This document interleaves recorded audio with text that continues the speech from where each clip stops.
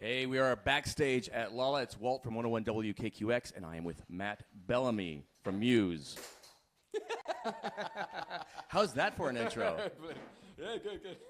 Still good. Yeah, cool, yeah. Welcome. Lollapalooza, you're not a stranger. Yeah. Every time you play big, giant shows, what is, I mean, they continually get bigger and bigger and bigger. What is the craziest thing that you've wanted to do at a live show, but have never been able to pull off?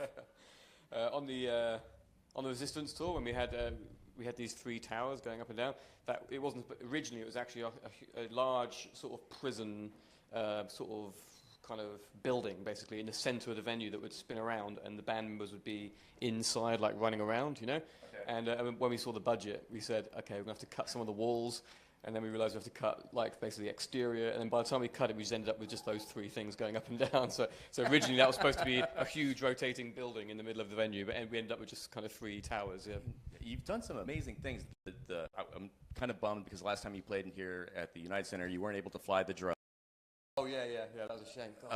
So I never got to see that, but outside of video. But you know, the inverted pyramid. Well, what is next? Well, I mean, what are the other? I've heard jetpacks. What? Well, at the moment, we're actually just focusing more on the music, I'd say. Yeah, less about the sort of the showmanship. We're kind of we've got this new song "Dig Down" out, so that's what we're playing tonight. Tonight, actually, the show we're doing tonight is more about the visuals than it is about sort of explosions and crazy stuff, you know. Because the visuals we had on the drones tour were projected. You couldn't really see them that well, so we wanted to do. We're going to do some of those songs where you can really see what the story of some of those songs are supposed to be. So that'll be happening tonight. Right. But yeah, I mean, what's next? I don't know really. I mean, we're going to probably make another album, I think. You know, but maybe not this year. Maybe next year sometime. Some time, you know? Yeah, there might be another song that comes out this year, or maybe early next year. But the whole album won't be until so we get to the studio. You did just do "Dig Down," which is a great track, you know, following the epicness of drones, to just do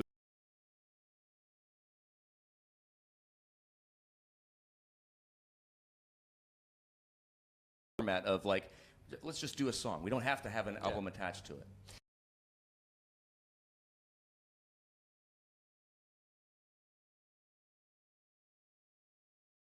It is really nice to just write a song that kind of is about something you're feeling at a certain moment in time, at a certain location, a certain point, and just get it out quickly, you know, because I think it's nice for the listeners to be able to hear what the artist is experiencing, you know, quite soon after they've experienced it, you know. Right. And so that's so when I wrote that song at the beginning of the year, it would have been strange to sort of hold that back for 18 months, you know. Right, right, because who knows what the next sound of the next record would exactly, be and whatnot. It's got a very gospel-y feel to it, I think, which I think is great. It's uplifting, which like drones, not so much. It's got a bit of darkness on it. I mean, I rarely dabble in the sort of the blues and the gospel, you know, but occasionally we like to go there, and when we do, we sort of try to make it electro sounding, you know, like we did with Supermassive Black Hole, which is a relatively simple blues riff, you know, and then Madness again, which is almost 12-bar blues, you know, and again sort of making it electro sounding. And so Dig Down is kind of quite classic gospel chordal structures, you know, but we sort of turned it into a kind of electro rock sound, which I think makes it sound a bit more up to date, you know.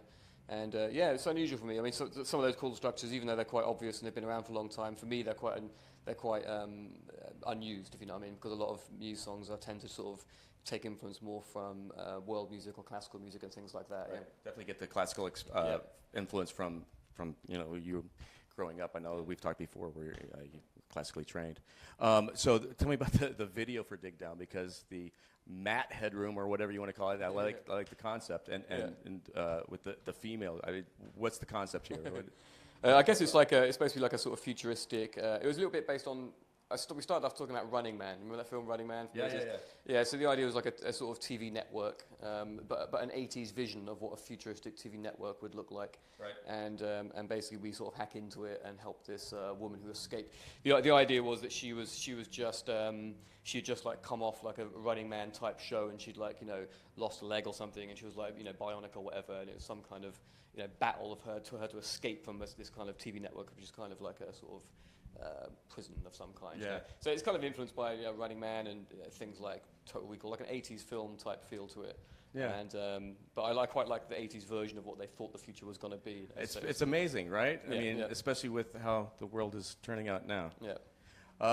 Tell me about the Matacaster. What do you have in your guitar now? Because I know you've done things like putting a Chaos pad in the past, which is brilliant. What do you got going on now? I've always liked Tom Morello's stuff, you know, where he does this the on and off, you know. So the new guitar that I've got at the moment, it has the same thing he has, but it's a button, so it's actually a lot easier than how he does it. You know, 'cause he does it with switching off one of the pickups and just toggling the switch, which is, you know, quite hard 'cause you have to use your whole arm. But I've got just a button, so you just go do, and it basically you can do those kinds of Tom Morello type sound effects, you know, quite easily now. Yeah.